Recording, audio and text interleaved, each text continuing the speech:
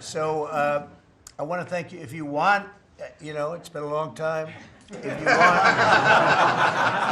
you want, we could go in and we can call it a day. And feel free then to ask some of the questions here. Look, I believe in very open, we want to be open, above board. We want to be honest with the media. I wish the media was totally honest with us, but I think they're getting better, to be honest with you. And so we'll see. But if you want to take a few questions, you really On a serious note, when it comes to Fed Governor Lisa Cook, her lawyer has said that they're going to be filing a lawsuit challenging this legal action. What is your response? Are you prepared for a legal fight? And then a little bit more. Oh, sure. Of a Always. You always happy have question, legal sir. fights. And Look, I then had a on legal football- fight that went on for years with crooked people, with very horrible people that have been found out now between John Ratcliffe and Tulsi and Pam. And I mean, the things that we found out, of course, it's a very, very sad group of people. But no, she seems to have had an infraction, and she can't have an infraction, and especially that infraction because she's in charge of, if you think about it, mortgages, and we need people that are 100% above board, and it doesn't seem like she was. Yeah, please. Mr. President, first, I would love to ask you a serious question, but I have to tell you the biggest pop culture news of the year broke while we were in this cabinet meeting. Travis Kelce and Taylor Swift are engaged, and the world wants your reaction, sir. Well, I wish him a lot of luck.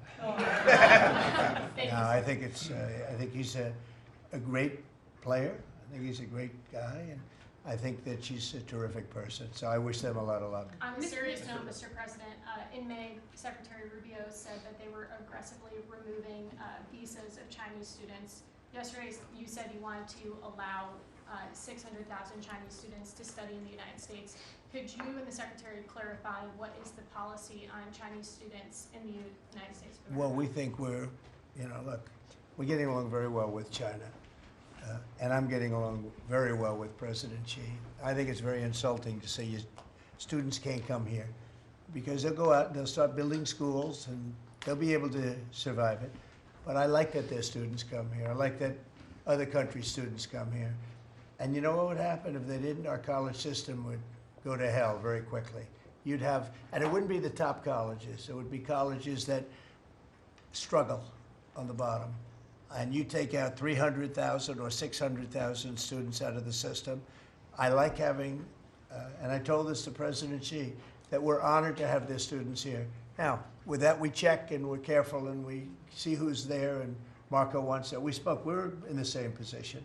But we have a tremendous college system, the best in the world, nobody even close. That's why China sends them here. And you can call it an industry if you want, but you're talking about millions of people. And I'm honored to have the students from China come here. And we're just getting along very well with China. And it's a different relationship than we had for years, where they took hundreds of billions of dollars, just sucked it right out of our country. They respect us again. I respect them. The relationship is very good. I think it's important that these are two very major powers, nuclear powers at that, but two very important powers. You know, when I get along with Putin, when I get along with President Xi, when I get along with these people, that's a good thing, not a bad thing. We're tough and we're smart and we're strong. We get along. It's a lot better than not getting along. You had somebody in here before. The war should have never started with Ukraine and Russia. It would have never started. And Putin said that himself. President Putin said that himself. So we want to see college students come in from countries. There are some countries that we can't necessarily say that. These are places that have ideologies that we can't live with. So there are some areas, some countries that we can't say that. But we're honored to have the students come here. Please. Yeah, please. Yesterday you said that within 2 to 3 weeks we have a pretty good conclusive end to the war in Gaza. What did you mean by that? And could you tell us? On what? In the war in Gaza. You said What about it? You said in 2 to 3 weeks we would have a conclusive end, a pretty good conclusive. There's no conclusive. It's been going on for a long time. You're talking about, I guess if you really add it up, Steve, you're talking about thousands of years, okay? It's been going on there's nothing conclusive, but hopefully we're going to have things solved very quickly with regard to Gaza and also with regard to Ukraine and Russia. Mr. President, who are you considering for the replacement to nominate for Lisa Cook, and what economic background background or history are you? Well, we have some very good people for that position, and I think we have some very good people. We're down to, I mean, I think I maybe in my own mind have somebody that I like, but I deal with Scott and I deal with Howard, and we're dealing with a lot of people actually that are going to be involved in that decision ultimately. It's a very important decision. As we see, I mean, I got a bad recommendation when I went with Jerome Too Late. You know, it's just, he's too late. His nickname is Too Late, costing us a lot of money, hurting the housing. I mean, our housing industry is good, but it could be phenomenal. Most of this country, in terms, economic terms, has been phenomenal. We've never seen anything like it. Because of him and his high interest rates, the housing is less than it could be. We're going to get that straightened out very quickly. He gets out very quickly, fortunately. He's been the wrong guy. Not a bad person, I don't think, but you know, I do think he has motives, by the way, but I don't consider him, I've dealt with worse. But he hasn't done the job. The recommendation from a certain person was not a great recommendation. That person vouched for him, but we're doing a very careful study. We'll see what happens. Look, we just put a very good man in one position. We might switch him to the other. It's a longer term and pick somebody else, but we're very happy with the person we have in there. And we'll have a majority very shortly, so that'll be great. Once we have a majority, housing is going to swing and it's going to be great. People are paying too high an interest rate. That's the only problem with housing. We have to get the rates down a little bit. And when we do, it's going to be a tremendous difference. The country is doing so well. It sort of blows through the fact that we have a man who's too late and not doing a very good job. Please, in blue. Mr. President, regarding crime in D.C., something that might help especially ladies is being able to carry. I know you've talked about reciprocal carry. Would you like for that to apply here in Washington, D.C.? When you say carry, I assume you're talking about carry what we're talking Concealed about, right? or, yeah. In other words, carry a gun. Is that right? Would you like to carry a gun? I would like to, yes, sir. You'd feel a hell of a lot better, right? I absolutely would. I agree with you 100%, okay? Okay, great. But I'll tell you, within another couple of weeks, it's hard to believe what's been accomplished in 12 days, but within another couple of weeks, you won't have to carry. You're not going to have to carry. You're going to be safe. People are safe now. The turn has gone fast. I knew it was going to go fast, but this turn has gone really fast. And within a month or two, this is going to be one of the safest places in the country. I have no doubt about it. And we'll do an extension. We'll work with Congress, or I could declare an emergency, but I don't think that's going to be necessary. And We'll to work with that, Congress. you've got We're going to be working with Congress. I spoke with our great speaker, and I will be speaking to John Thune, and we're getting tremendous support from Congress, especially maybe here. Everybody wants to see our capital be great. You could say be great again. You know, it's such a beautiful place, but if you have crime, nothing looks beautiful. So, but you won't need to carry a gun, but if you do, Well, I would like It's to gonna be have your the choice. option, just in case. well, a lot of Sir. people feel that. Also in other blue cities, you've got Karen Bass in Los Angeles, Brandon Johnson in Chicago. It seems to be very popular here, the fact that people can walk around, go to restaurants, shop, not Yeah. have to worry about their safety. If blue city mayors oppose those efforts in their cities, do you anticipate the Democrat voters are gonna take it out on them at the I ballot? think so. I think that crime is going to be a big thing.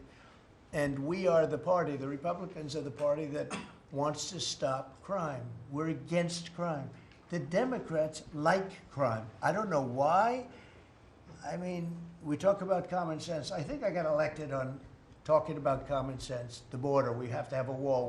We don't want transgender for everybody. We don't, as I said before, we don't want to have men playing in women's sports. I mean, you see the difference. Weightlifting. Take a look at weightlifting. Take a look at long distance running, where a runner came in 5 hours and 14 minutes ahead of another runner, both champions.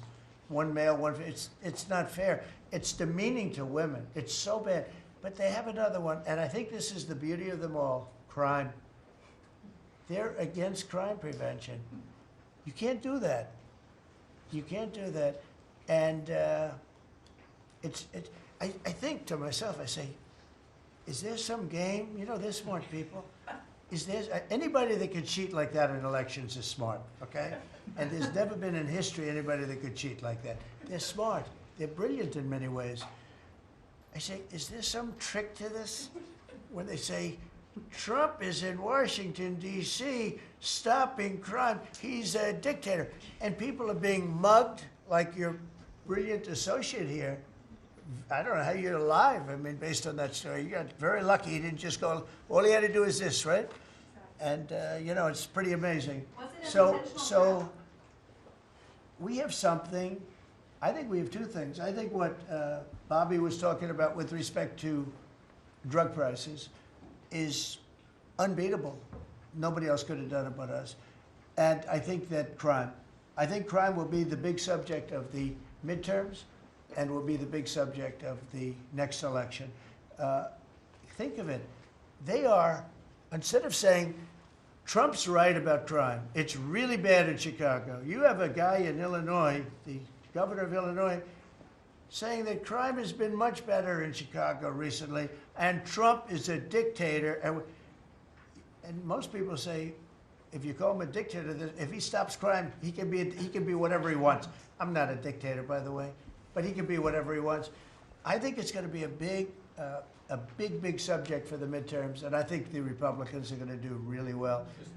They called it a trap. This Democrat consultant, they said, he's put him in a trap again, because these are all traps. 80-20, but they're not 80-20. They're almost 100-0, all these issues. But I would say that crime is stronger than men playing in women's sports.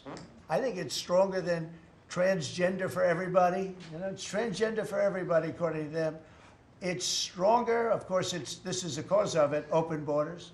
Open borders gave us a lot of this crime. So, so they're sort of on an equal footing, I guess. But crime is going to be a very big subject. And you know what he should do if he was smart? Illinois or New York, if they want, or Gavin Newsom, they should call me and they should say, we've got a problem. We could solve with this team, different players, but work the same way, because you'd leave them here. You don't want to take them out and let it go to hell. Everybody's so happy in what. I bet you walked over here today and you had no fear. Nobody has any fear anymore for the last 12 days. But it would be so smart. Gavin Newsom called me up, say, we have a big problem. We have the Olympics coming up. We want to do well. We have tremendous problems on crime and other things, and would love some help. Chicago in particular, maybe right now. I mean, it's a disaster. It's a disaster. We could solve their problem it's bigger than this, let's say 2 months, okay? Working with their police. I know their police very well. I have a big project in Chicago. I was so proud of it. It's the best site in Chicago. I got it. Nobody else got it. I was happy as hell. That was when I was a real estate guy, and I got it. The Sun Times site, they call it. And I built the building. It's a great building. And I'm so embarrassed when I see the kind of crime stats coming out. They're so embarrassed. And if I were a governor, a Democrat governor, or mayor, or anybody having to do, I'd call up President Trump. I'd say, President Trump, we need your help. We saw what you've done in D.C. in a period of 12 days. This is 12 days. We haven't even started. This is going to be so safe. It's going to be the safest place on earth. And we'll do the same thing in Chicago. But I'd like to be asked, as opposed to just going in and doing it. Because, when you go in and do it, then they start screaming, oh, he shouldn't be here. We don't need him. We're doing so well. And then the better we do, they take credit for it.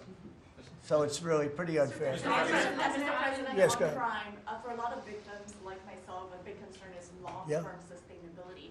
Can you share with the American public about your plan in ensuring that DC is safe in the long term? Longer term, yeah. Years Well, it's a great question. Number one, we want to stay there for longer than 30 days, as you know. We have an absolute mandate, and I can extend it, but I'd rather not have to declare a national emergency, because by that time, right now there's not an emergency. We've done, as you sort of said yourself, it feels like a different world.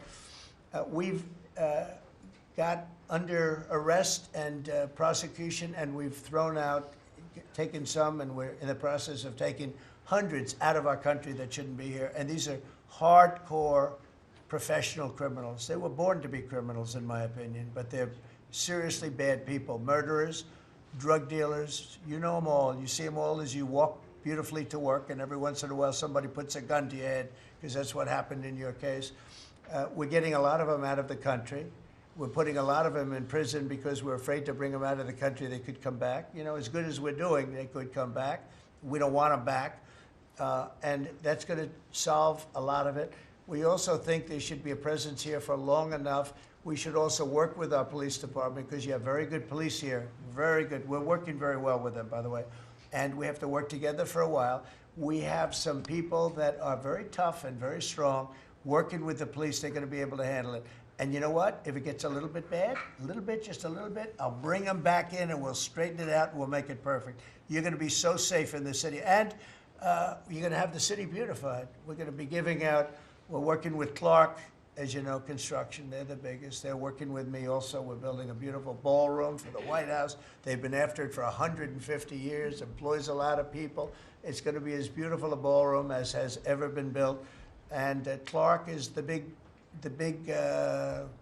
builder in this city. They've done, I guess, a majority of the good work, the big work.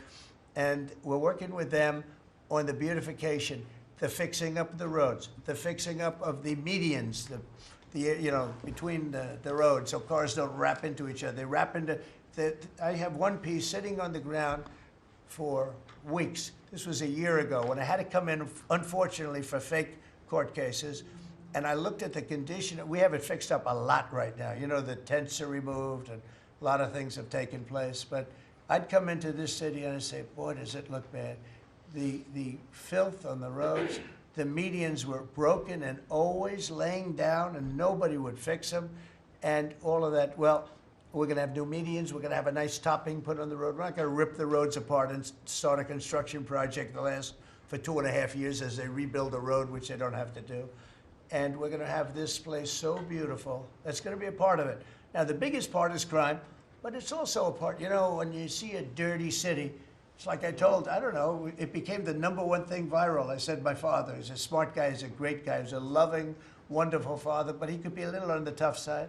He told me that, son, when you walk into a restaurant and you see a dirty, filthy door going into the restaurant, don't go there because the kitchen's dirty also.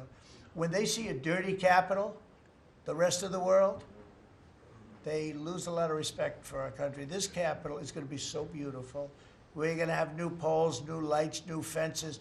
It's stuff that, when you add it up, it's money, but it's peanuts compared to what we're talking about. And we're also going to have great safety. Mr. President, I wanted to ask you on crime and also a question on foreign policy that maybe other officials can weigh in into. And on crime, Iris shared her story, and you mentioned, you know, people going. That was a terrible story. Because I'm just amazed she's here.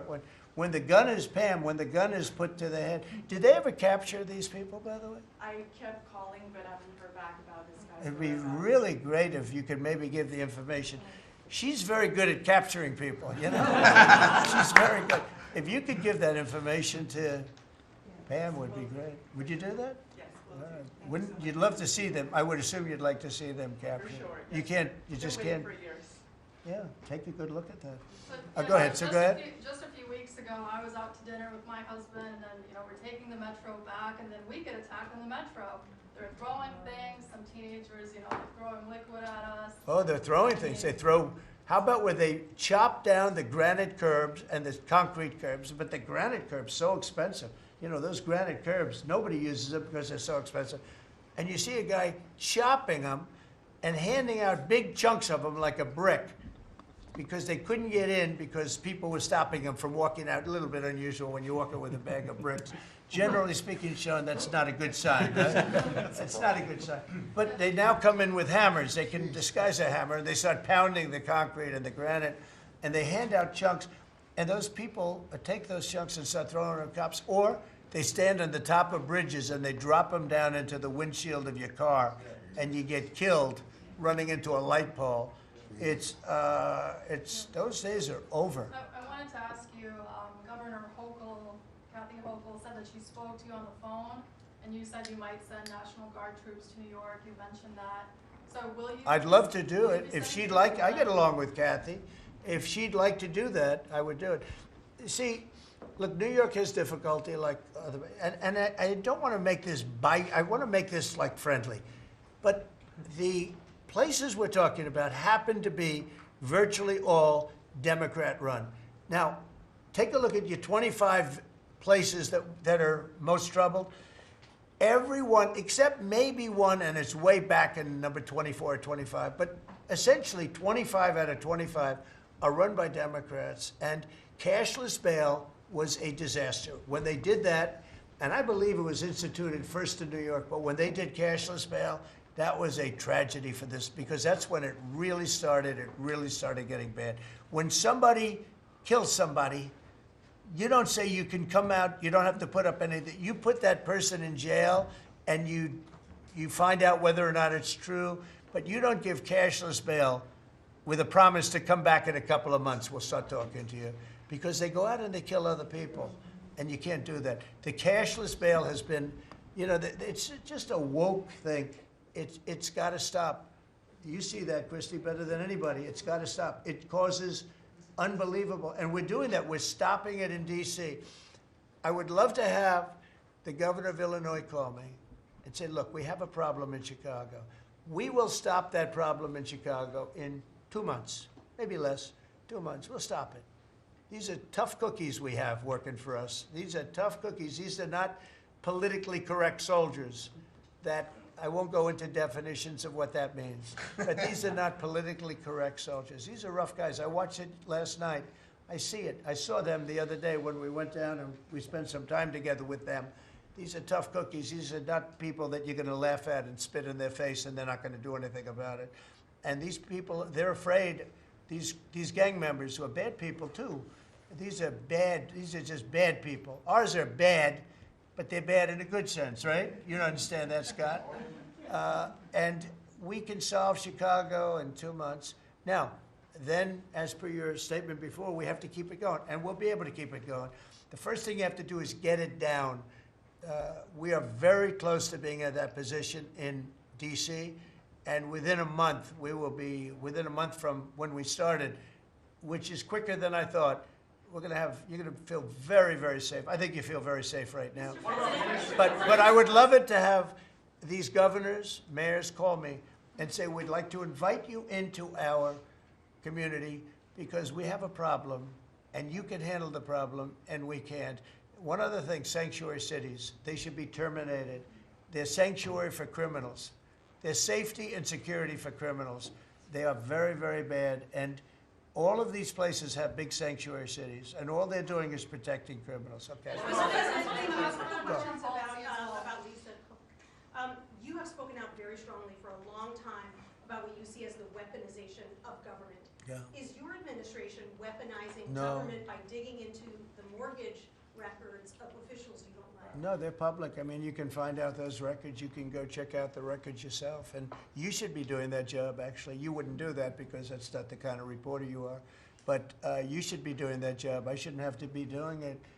If you did your job properly, we wouldn't have problems like Lisa Cook. But Go ahead. You were going to say something? Go. Go. Fire Blue? Lisa Cook if she had voted to lower interest rates? On national Please. security. I think we a have to have follow- lower interest rates, yes.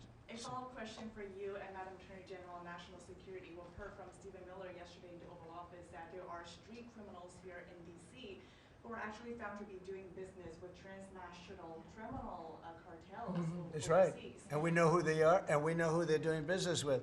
And we're arresting the people, very strongly arresting, and we're keeping them there because, you know, your laws here make it very difficult. And one of the other laws we're trying to get done, because you have 14-year-old kids that are just as tough as a 25-year-old kid, just as dangerous, and they carry the same gun. And we have to make a provision where they're treated like older people, because these are seriously tough, bad. They're children, but they're criminals, and they're really bad criminals. And they're used by older people because they never get charged because you can't do anything to them.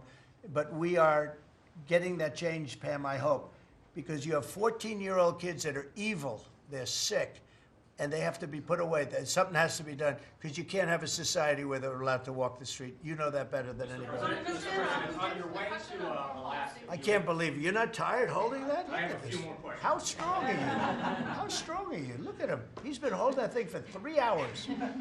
You're a good fisherman. Well, I should give that a shot. Go ahead. On the way to Alaska, you had mentioned that there would be some severe consequences if Vladimir Putin did not agree to a Yeah. ceasefire. After that summit that was rolled back, given the negotiations, is he back on the clock now? I want to see that deal end. It's very, very serious what I have in mind if I have to do it, but I want to see it end. I think that in many ways he's there. Sometimes he'll be there and Zelensky won't be there. You know, it's like, who do we have today? I got to get them both at the same time. But I want to have it end. We have economic sanctions. I'm talking about economic because we're not going to get into a world war. I'll tell you what, in my opinion, if I didn't win this race, Ukraine could have ended up in a world war. We're not going to end up in a world war anymore, but it would have ended up possibly in a world war. That would have been they were ready to trot. But just like India and Pakistan, we're going to end up in a nuclear war if I didn't stop them. You know, it's sort of strange. I saw they were fighting. Then I saw 7 jets were shot down. I said, that's not good. That's a lot of jets, you know. $150 million planes were shot down. A lot of them, 7, maybe more than that. They didn't even report the real number. I'm talking to a very terrific man, Modi of India. And they say, what's going on with you in Pakistan? Then I'm talking to Pakistan on trade. I said, what's going on with you in India? And the hatred was tremendous. Now, this has been going on for a hell of a long time, like sometimes with different names for hundreds of years. But I said, what's going on? I said, I don't want to make a trade deal. No, we want to make trade deal. I said, no, I don't want to make a trade deal with you. You're going to have a nuclear war. You guys are going to end up in a nuclear war. And that was very important to them. I said, call me back tomorrow, but we're not going to do any deals with you, or we're going to put tariffs on you that are so high. You were there, Howard, right? Yeah. You're going to put tariffs on you that was so high, I don't give a damn. Your head's going to spin. You're not going to end up in a war. Within about 5 hours, it was done. It was done. Now, maybe it starts again. I don't know. I don't think so, but I'll stop it if it does. We can't let these things happen. The Russia-Ukraine situation, last week, 7,012 soldiers, 7,012 soldiers died. They were Russian, they were Ukrainian, they weren't American, so a lot of people would say, what do you care? They're not American. I care. They're 12,000, over the last couple of weeks, over 12,000 people died in like in 2 weeks. You know, we're talking about crime where somebody's killed here or somebody. Think of it, you have your son leaving Russia, leaving Ukraine, their little house, wherever they live with their parents, they're waving goodbye, just like our parents would wave goodbye. And they're waving goodbye, son. And then a week later, his head's blown off in a stupid war by a drone, a whole new form of military problem. So, no, I'd like it to stop. I want to get it to stop. And it will not be a world war, but it'll be an economic war. And an economic war is going to be bad. And it's going to be bad for Russia, and I don't want that. Now, I have to also see, because not everybody, you know, Zelensky's not exactly innocent either, okay? You know, it takes 2 people to tango. And I say it all the time. You got to get them together. I get along with Zelensky now, but we have a much different relationship because now we're not paying any money to Ukraine. You know, stop that. We're paying money to ourselves. What's happening is NATO is buying all of the equipment and paying in full. But even with that, forget about that. I want to get it stopped because it's a lot of lives that are being lost. Every week it's 7,000, 5,000, 6,000. I get the reports and I see battlefields. I'd rather not see them. And you know, you read about Gettysburg. You read about Gettysburg and you see, you know, those 600,000 people, but in that war in particular was really bad, like 150,000 or something, just dead body. I'm seeing the same. I see pictures. I see satellite pictures of heads over here, arms over here, legs over here. And this is like a modern age. It's no different than the worst wars that I've ever seen. And if I can stop it because I have a certain power or a certain relationship, I had a very good relationship with President Putin. Very, very good. That's a positive thing again. And I think I'm probably the only, Steve Witkoff would tell you I'm the only one that can solve it. I don't know. He's told me that a few times, unless he was saying that just to build up my ego, but it's not really. I have no ego when it comes to this stuff. I just want to see it stop. Thousands of young people, mostly young people, are dying every single week. If I can save that by doing sanctions or by just being me, or by using a very strong tariff system that's very costly to Russia or Ukraine or whoever we have, you know. But I stopped 7 wars, and 3 of those wars were going on for more than 30 years. You know, if you look at Congo, if you look at, just look at any of them, almost all of them were going on for an extended period of time. Now, interestingly, one had just started. It was 2 days old, and you know that one. And we did that one when we were in Scotland negotiating. It was 2 days up, but there were 2,000 dead bodies laying on the border, and I got that one stopped too. And I'm very honored by that, but I still, the one that I thought would be the easiest is turning out to be the hardest. That's President Putin and President Zelensky, but I think I'll get it done. Why do you Can think you that stop is? the Why is it family harder violence? than you? You never know. It's war. Can you stop the family With violence? war, you never know, right? War's very tricky, very horrible, but with war, you never know. Things change. People go into war, think they're going to win the war, and then they get their asses kicked, and they lose their country, and they lose millions of lives. Nobody goes into a war thinking they're going to lose. They go in. I'm sure that Ukraine thought they were going to win. It's going to be, you know, we're going to win. You're going to beat somebody that's 15 times your size. Biden shouldn't have let that happen. Biden shouldn't have. I mean, the man was grossly incompetent. He should have never been there. That would have never happened. But you don't go into a war that's 15 times your size. Do you think So there's the a Fed Vanity Fair? Say it. The Fed just put out a statement saying that Lisa Cook has indicated through a personal attorney that she'll promptly challenge this action in court, seek a judicial decision that would confirm her ability to continue. That's all right, whatever And it it is. says the Fed will abide by any court decision. Thank you very much for reading Will you abide that. by a court decision? I abide by the court, yeah. I abide by the So court. the Yes, question please. is- That's enough, that's enough. Mr. Go ahead. President, what other companies are you thinking about taking stake in? Well, you know, we didn't take a stake in the sense that it was reported. Everyone said, I bought a stake in Intel. No, I got it for free. I said I was with the, is that a correct statement? Howard was there. and Absolutely correct. Scott knew all about it. They came in, a man was charged with something by a very good person, Senator Cotton, made some statements about the gentleman that was running Intel. When he came in, and I said some rough things about him, I said, I'm not happy with it, and they called, and he was very devastated at what I said. I said he should immediately resign. And he came to see me, and I was very impressed by him, actually. And he made a mistake, or factors happened where something like this could have taken place. In the meantime, his board was staying by him. And I said to him, and took about, I would say, less than 45 seconds. I said, you know what you should do if you're smart? Give the United States of America 10% of your company. And he looked at me and he said, I'll do that.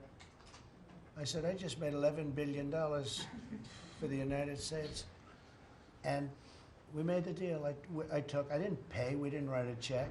Now, I guess Biden, with his stupid CHIPS Act, handed money to all these people that didn't need any money. Exactly. It didn't do anything. You know, they're giving billions of dollars to everybody. They all have so much money, and they have more money. But there's no commitment that you had to build. They just took all this money. I don't know, it's the stupidest thing I've ever seen. See, with tariffs, they have to come in. Because if they don't come in, they can't sell into our country. So it's power, and you don't have to give up any money. But I said to him very simply, I mean, I'm glad we're straightening this out, because everyone thinks I bought in. No. I said, it would be great, we'd be a great partner for you, and I want to see Intel do well. You know, Intel was a great company, and it can be a great company again. But I said, I think it would be good if we own 10% of your company. He said, I'll make that deal. And it happens to be worth $11 billion. So we made $11 billion for the country, and then I was criticized by some of the fake news media. That's not the American way. Actually, it is the American way. Now, if I can help other countries or do those deals with other, I would do that. I think it's great. Do you It's know good. what- Builds up our balance sheet. Let me tell you, our country is becoming very rich again. You don't see it. When the CBO came out on Friday and said, we just found $4 trillion, and that goes to reduce our deficit, $4 trillion, and it was from the tariffs. Our country is becoming very, very rich again. I hope you get used to it. You know, you're gonna have to get used to it. In addition to reducing the deficit, any update on your previous talking about potentially giving Americans a tariff rebate check? Well, we have a lot of money coming in, rebate check for the Americans, and it's coming in at tremendous numbers. Don't forget, I would say, Scott, we probably are talking about right now 50%, maybe even less than that. With all the money you're hearing is coming in, you're talking about, you know, a lot of it hasn't kicked in yet. And when it really kicks in is in 2 years when these plants are built and opened and the money starts pouring in, right? But, I mean, there's a concept of making you could call it a dividend, as we would say, making a dividend to the people in this country who have had to suffer through stupid leadership. And they paid a lot of taxes and they got nothing for it. Or they got attacked like you were, okay, for it. No, there's a possibility. Primarily we want to pay down debt, but there's a possibility that we take a piece of it and make a dividend to the people. Mr. American President, tech and companies. I have a question for Steve Witkoff, if I may. Yeah. This past weekend, Sergei Lavrov was saying that Putin will not sign a peace deal with Zelensky because Russia views him as illegitimate. Just wondering if the Russians have been relaying this to your team, if they view Zelensky, you know, as a leader worth signing a peace deal with, if they will. Doesn't matter what they say. Steve can answer, but I can answer too. Doesn't matter what they say. Everybody's posturing. It's all bullshit, okay? Everybody's posturing. Steve, do you have a different answer? I agree with you, sir. What is your administration Here in doing this city, about there are 500 people short on the police departmental police. In New York City, it's 3,000. In Chicago, it's 1,300. Would they have had to bring in troops from the National Guard if the police departments in this country were fully staffed? Defund the police. How bad did that turn out for America? It's an interesting question. I was surprised when I heard how many police were here. It's not a really big area. And I think they said they're down to 3,200 police or something like that. I said, that's a lot of police. And I was a little bit surprised because to me that's a big force. And it's not a big area, but it is what it is. There's a lot of crime. You have a lot of, don't forget, you have a lot of police that weren't allowed to do their job. When I came in, as you remember, we made tremendous strides in a little conflict that we had going at the time because I allowed our military to make the decision. I said, you can make any decision you want. I gave it to the colonels in the field. I gave it to the captains in the field. You remember that where everything went through Biden, meaning one of the people, and everything went through Obama before him. Everything went through. They had to make the decision as to whether or not to attack the Taliban. So they'd find 30 people together, they'd call up Washington, and they'd go to a political hack who knew nothing about it. My first night, I got that same call. Like they called me, and they said, I got a call at 3 o'clock in the morning because I listened to their system, and they were calling me, and they were asking me whether or not they could attack a group of people having to do with you-know-what war I'm talking about. And I said, I know nothing about this. Wait a minute. And then I said, who is he? Let me speak to the people calling. They're calling from Afghanistan. And I said, let me speak to the people. I want to speak to them. And it was a colonel. I said, where'd you go to school, Colonel? I went to West Point, sir. Were you a good student? I was, sir. I was a very good student. So you're calling the White House to ask for permission to attack, and by the time you get the answer, how long does it take? Sometimes 2 or 3 weeks. So by the time you get the answer, the people that you want to attack have already left, right? He said, how did you know that, sir? I said, let me ask you, so you're a good student, you went to West Point, and you love the military, right? Yeah. You make the decision. And I gave all those guys that went to all these great schools, and they're all military people, I gave them the right to make their own decision, and we kicked ISIS's ass. Don't forget, ISIS was supposed to be, was supposed to take 5 years to terminate him, and we had a man named Raisin Kane, who happens to have done the whole thing in Iran. He's a great general, and he's a wonderful guy too, believe it or not, but he's a great soldier. We let them do their work, and we defeated ISIS. We defeated everybody. Every fight that we had militarily that I had, I won. And I let these great soldiers do some make a mistake, I guess. But like this colonel, I'll never forget it. Where did you go to school? I went to West Point, sir. I did ask him a question. I like good students as opposed to bad students. He said, I was a good student, sir. And I said, you do what's necessary. And, you know, I don't want to sound overly vicious, but he wiped out the entire group of very bad people that want to kill us. So you have to let them do their job. In Washington, they're not allowed to do their job, okay? They're not allowed. You have great police. You have great police, but they're not allowed. Hello. Go ahead. On Congress, Mr. President, would you be open to a year-long continuing resolution? I'm always open to whatever is necessary. Look, here's the problem in Congress. You have Democrats that will never vote for anything. I could say that we're going to lower your taxes by 50%. We're going to guarantee you free cities, safe cities. Nobody will ever get touched, molested, beat up, shot in the head. We're going to give you the greatest country ever. We need your vote. And they won't vote. And they do it in unison. The only thing they do good is cheat on elections and unite. You know why they unite? Not because they're good or they're loyal people. They unite because they're afraid. They're afraid of the radical left. And you can't get their vote. So we have a vote coming up at the end of September. And I think we're going to pass it because we have the majority. And I think almost every Republican will vote for an extension. Because no matter what deal you make with these people, look at Schumer. He made a deal a year and a half ago. And after making the deal, he's been almost run out of the party. He's not the same man. He's not the same man. He's finished. He aged 20 years. He's become a Palestinian, by the way. We call him our great Palestinian senator. But Chuck Schumer, and I wrote him a letter. I said, Chuck, that was really great. Thank you very much. And somebody gave the letter to the press, not me. And he was destroyed because they thought I was being sarcastic, and I wasn't. He made a great decision. It kept our country open. It was a positive. But you can count on almost no vote. I mean, I see things. I'll give you an example, crime. So we're going to pass a bill to stop crime. We may not get one Democrat vote, okay? We may not get one. So when you say continuing resolution, I guess so. And it's going to be passed exclusively by Republicans. On farm Mr. President, visas, why do you just you don't mentioned speak in in Iowa that you derogatory wanted to see sentences, some changes to the H-2A visa Yeah. program for farm workers. Right. You mentioned in Iowa that you want to see changes. Do you want to see that before the fall harvest?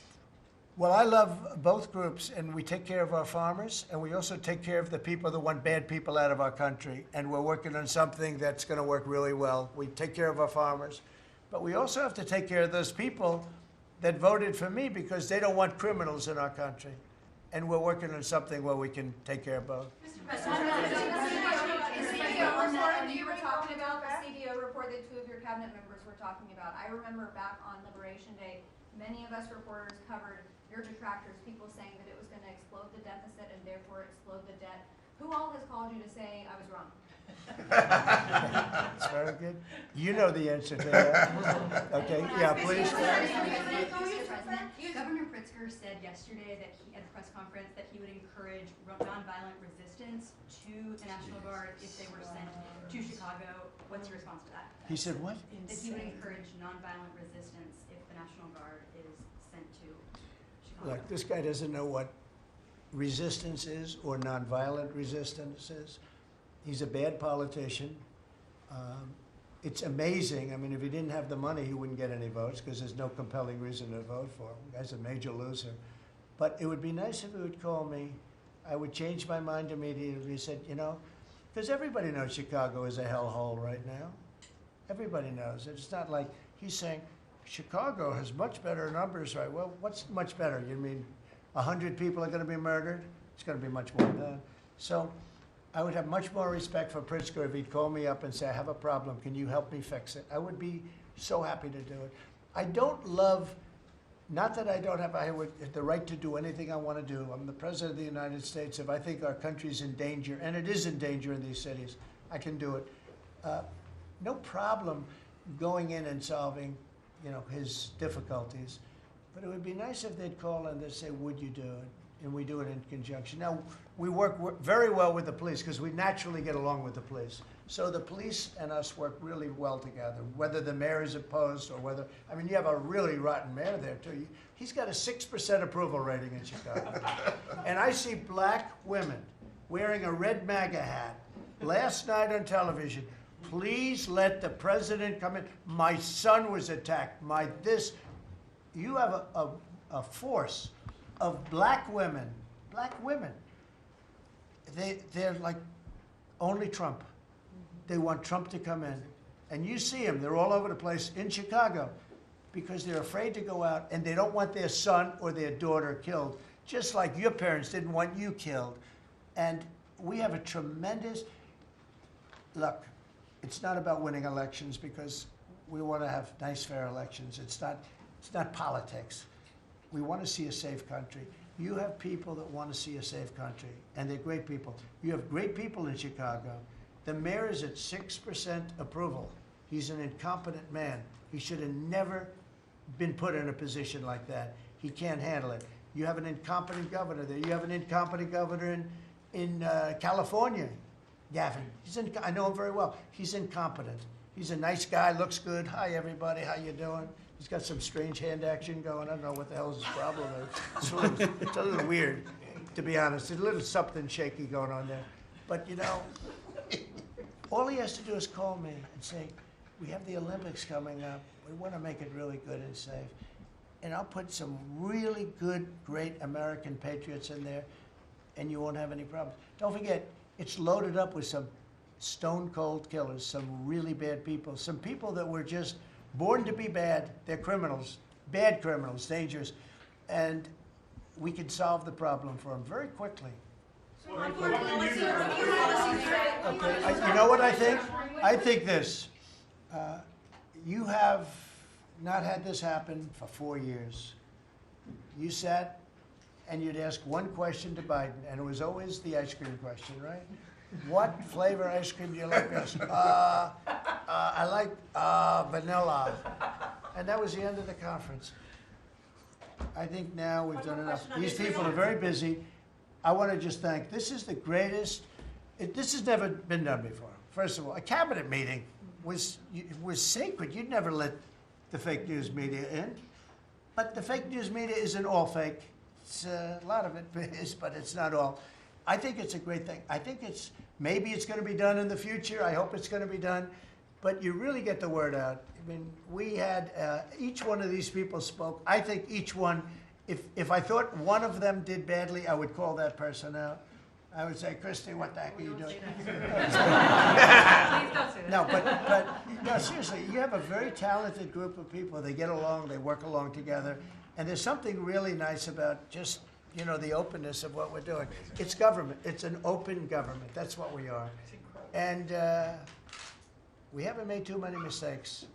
Maybe we'll, but we haven't made too many mistakes. We've called it right. And I think you can be very proud of your country.